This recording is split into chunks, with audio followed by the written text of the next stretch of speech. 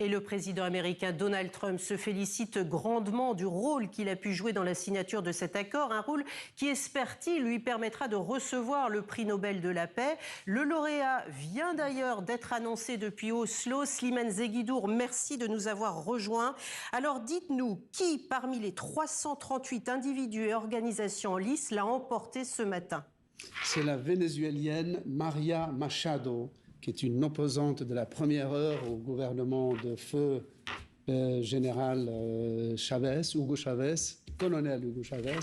Et donc, elle a été une opposante permanente, et ce qui lui a valu une interdiction de quitter le territoire du Venezuela.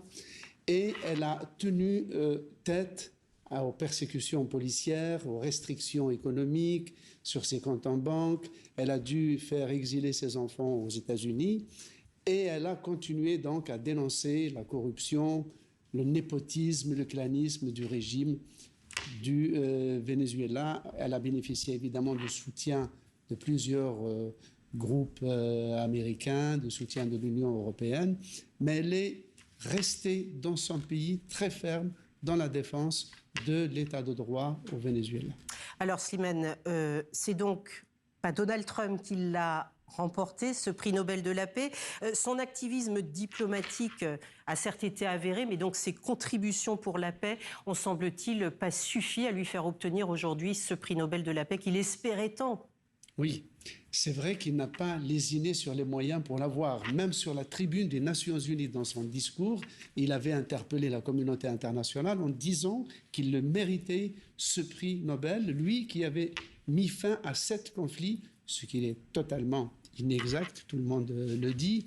Il a même téléphoné au ministre des Finances norvégien, ex-secrétaire général de l'OTAN, Jens Stoltenberg, pour lui dire que s'il n'avait pas le prix Nobel de la paix, cela risquait de se répercuter sur les droits de douane que l'Amérique pourrait infliger à la Norvège. Il a été encore plus loin, il a demandé au Premier ministre indien d'écrire une lettre au comité Nobel pour lui dire que c'est lui qui avait mis fin aux affrontements militaires entre les deux puissances nucléaires que sont le Pakistan et l'Inde.